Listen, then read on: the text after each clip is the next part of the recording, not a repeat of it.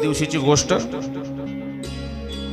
घरामध्ये गाई वळून कृष्ण बलराम दादा संध्याकाळच्या वेळेला गेले, घरी गेले आणि घरी गेल्यावर गाई बांधल्या, गोठ्यामध्ये गाई बांधल्या आणि घरामध्ये मस्त सुगंध सुटला. सुगंध कशाचा?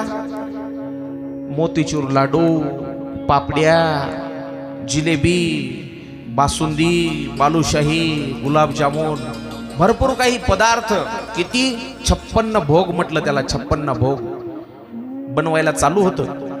मिष्टान्नाचा सुगंध पाहिला आणि तसा कृष्ण आणि बलराम दादा किचन मध्ये शिरले. किचन मध्ये शिरले. आई काय ग घरी? म्हणले अरे बाळा, आपल्या इथं सणासुदीला गोडधोड करतो का नाही आपण? लक्षपूर्वक ऐका, मला सांगा, सणाला गोडधोड करतो का नाही आपण? दिवाळीला फराळ करतो का नाही माय खायला? दिवाळीचा सण आला होता आणि कृष्णाने विचारलं आई काय ग घरी? अरे कृष्ण तुला माहित नाही? म्हणले नाही.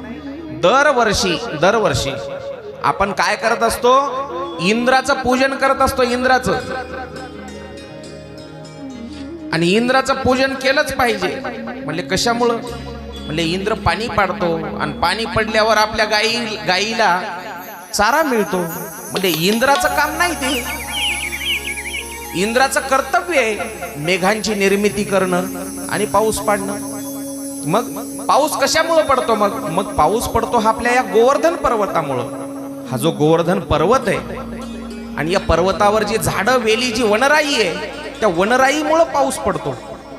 जी हवा येते त्या हवेमुळे ढग येतात. ते ढग आपल्या या गोवर्धनाला अडले जातात आणि ते ढग थांबून मग आपल्या इथं पाऊस पडतो. पहा कृष्णाचे विचार, पहा किती शास्त्रसंगत आहेत, किती तर्कसंगत आहेत. आजही आपल्या भारतामध्ये जो पाऊस पडतो ते नैऋत्य मोसमी वाऱ्यामुळे पाऊस पडतो. आपल्या भारताचीच रचना अशी आहे. जगामध्ये कुठल्याही देशामध्ये हे 3 ऋतू नाहीत बरं का. असे उन्हाळा, पावसाळा, हिवाळा कुठंच होत नाहीत जगात, भारत जर सोडला तर. भारतीय उपखंडामध्येच हे ऋतू आहेत. बाकीच्या देशामध्ये 12 महिने पाऊस पडतो. 12 महिने. आता ऊन येते, 2 घंट्याला पाऊस पडते, नंतर पुन्हा संध्याकाळी आभाळ निघते. पण भारतामध्येच केवळ असा पाऊस का पडतो की 4 महिने पाऊस, 4 महिने ऊन, 4 महिने थंडी?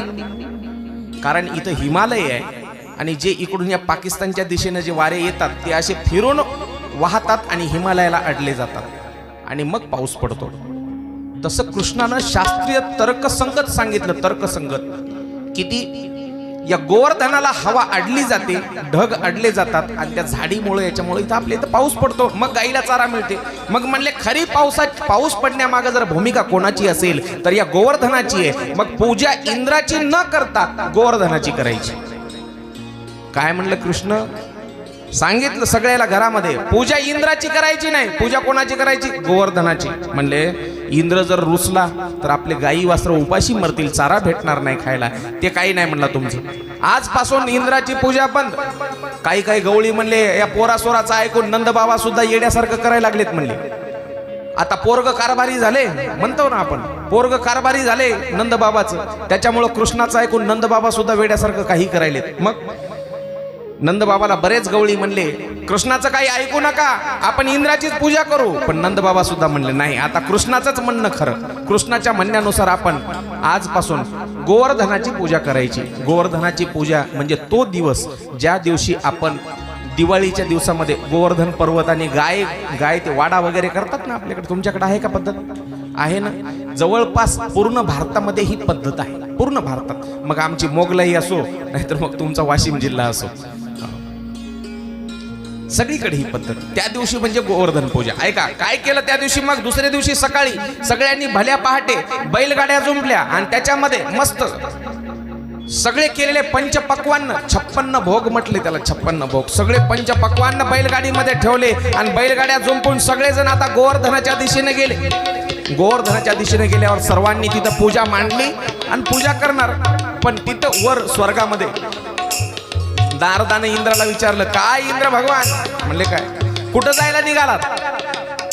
ते म्हणला मी चाललो आता नंदबाबाच्या इकडे पूजा असते. म्हणले तिकडे जेवायला आहे. म्हणले चाललो. म्हणले यावर्षी तुम्हाला नाही जेवायला. तुम्हाला नाही? म्हणले कशामुळं? दरवर्षी असती माझी पूजा. कोण म्हणतोय? इंद्र म्हणतोय. जरासा इको कमी करा बोलताना.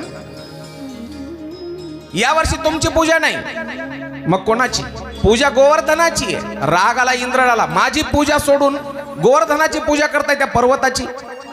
आदेश दिला वरुण देवाला सांगितलं जा आणि त्या गोकुळावर, त्या गोवर्धनावर, त्या गोपाळावर एवढा पाऊस पाड, एवढा पाऊस. आपण त्याला काय म्हणतो आता? ढगफुटी म्हणतो. ढगफुटी सारखा पाऊस पडायला सुरुवात केली. मुसळासारख्या पावसाच्या धारा पडतायत, मुसळासारख्या, जशा काय आकाशातून शिळा पडाव्या एवढा पाऊस त्या गोवर्धनावर पडला. पाऊस पडतोय. त्यावेळेला सगळे गोपाळ गवळी घाबरले आणि म्हणू लागले, नंद बाबा, आम्ही तुम्हाला सांगितलं होतं इंद्राला नाराज करू नका, आपण इंद्राचीच पूजा करू. तुम्ही पोराचं ऐकलं, आता बघा केवढं संकट आलं आपल्या गोकुळावर. त्यावेळेला भगवान कृष्णानं सांगितलं, घाबरू नका, सगळेजण या गोवर्धन पर्वताच्या जवळ या, सगळेजण आपले आपले हात लावा आणि उचला हा गोवर्धन पर्वत. बोलिये कृष्ण कन्हैया लाल की जय. सगळ्यांनी हात लावला आणि तो गोवर्धन पर्वत अलगद उचलला गेला, अलगद. आणि भगवान कृष्णाने आपल्या एका फक्त करंगळीवर धारण केला. करंगळीवर काय म्हणतोय मी, लक्षात ठेवा, करंगळीला टेकून नाही, करंगळीच्या वर धारण केला. अंतर होतं करंगळीमध्ये आणि त्या पर्वतामध्ये. गोपाळाने सगळ्या काठ्या लावल्या, काठ्या टेकून, आणि सगळ्याला वाटलं हो आम्ही काठ्यावर तो गोवर्धन धारण केलाय, काठ्यावर.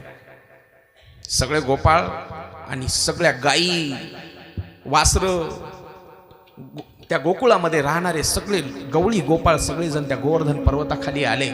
आणि भगवंतांना अजून एक लीला केली. अजून जे अगस्त्य ऋषी होते, वर्षानुवर्ष पाणी प्यायचे राहिले होते, असं म्हणतात त्रेतायुगापासून, त्रेतायुगामध्ये जेवायला दिलं आणि आता द्वापारामध्ये येऊन पाणी पिलं त्याला. अगस्त्य ऋषीला आवाज दिला भगवंतानं, या आणि आता तुम्ही पाणी प्या.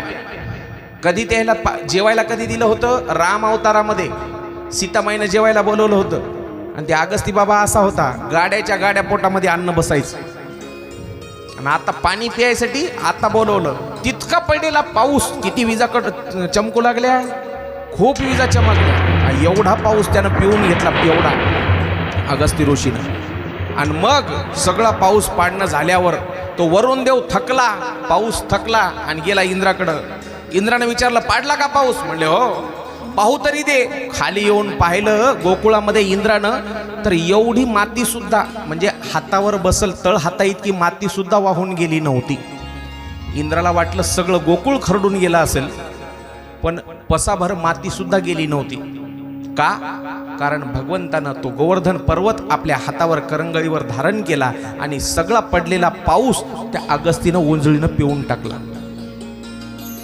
त्यावेळेला भगवान श्रीकृष्ण चेष्टा सुरू झाली त्या गोपाळाची. अरे कृष्णा, उगा कशाला नाटक करतोस हात वर करून? तुला काय वाटतं तू गोवर्धन धरलायस का हातावर? आम्ही आमच्या काठ्यावर तोललाय, घे तुझा हात खाली घे. भगवंतानं फक्त बोट थोडंसं वाकडं केलं, म्हणतात थोडंसं, काढ त्या काठ्या गेल्या मोडून. अरे कृष्णा, तूच वाचव.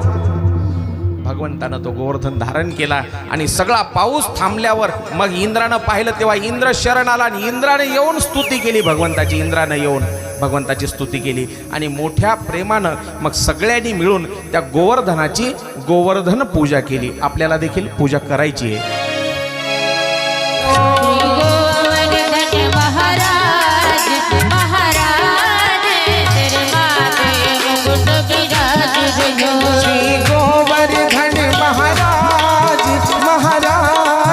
तेरे माथे मुकुट विराज रहो.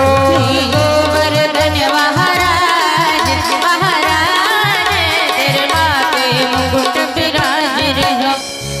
हरि ओम.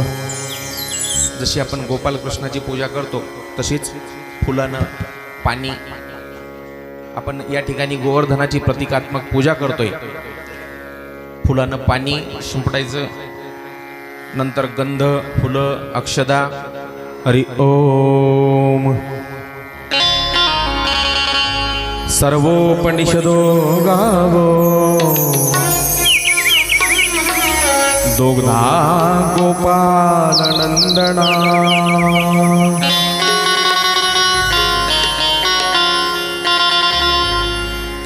पार्थो वत्स सुधीर भोक्ता